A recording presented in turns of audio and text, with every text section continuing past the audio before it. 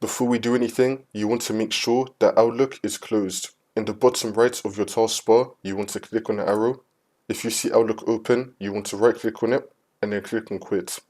Make sure that Microsoft Outlook is not running and is closed. So guys, for the first step, you want to go to search and type in registry editor. Click on it and then click on yes. And now once we're here, you can follow everything that I'll be doing up here.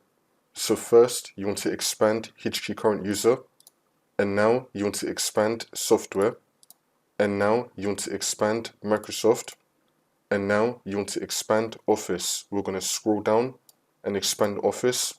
You want to expand your Office version, then you want to expand Outlook, then you want to click on security, and now this will appear on the right side.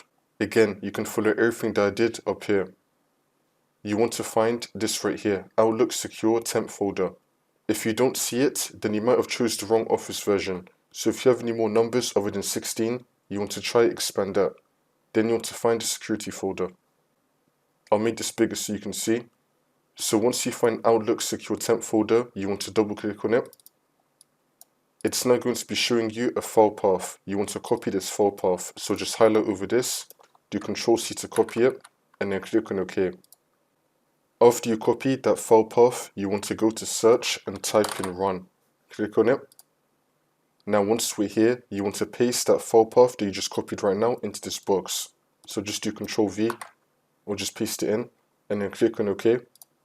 It's now going to pull up your Outlook temporary files folder. You want to delete everything in this folder, so do Ctrl+A and then click on delete.